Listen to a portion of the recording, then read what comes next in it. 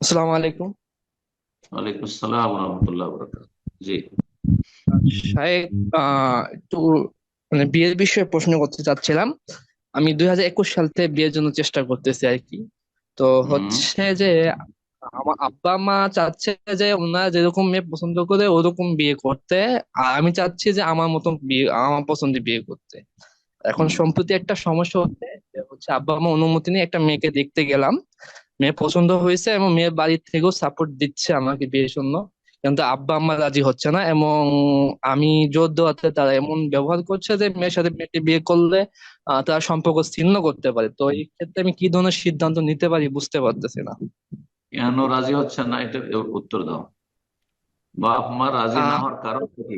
ধর্মীয় কারণ এক না নম্বর পার্থিব কারণ কারণ? দুনিয়াবি। এক হচ্ছে মেয়ে বয়সের থেকে 1-2 বছরের বড়, মেয়ে বাসা ময়মনসিংহ, আর মেয়ে একটু দেখতে কালো। মেয়ে একটু কালো আর মেয়ের বয়স তোমার চাইতে বেশি? 1-2 বছর হবে।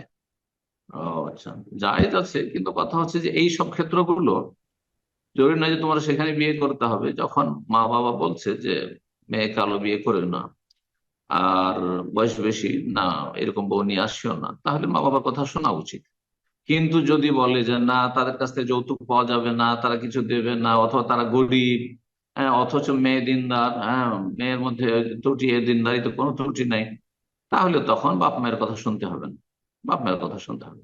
বোঝা গেছে? নিছক দুনিয়াদার বাপ মা যদি হয় অযোগ্য, অযোগ্য বাপ মা, তাহলে তাদের কথা শুনতে হবে না। কিন্তু বাপ মা যদি নামাজি হয়, জানি না তোমার বাপ মা নামাজি কিনা, নামাজি, আল্লাহ ভীরু, নামাজি মেয়েকে পছন্দ করে, পর্দানাসীন মেয়েকে পছন্দ করে, বাপ মা মা যদি বেহায়া হয়, তাহলে ও বেহায়া বউ চাইবে, ও পর্দানাসীন মেয়ে চাইবে না। ও ধার্মিক মেয়ে বাড়িতে আসলে ওর জন্য ঝামেলা, যে বউ পর্দা করছে আর শাশুড়ি পর্দা করে না।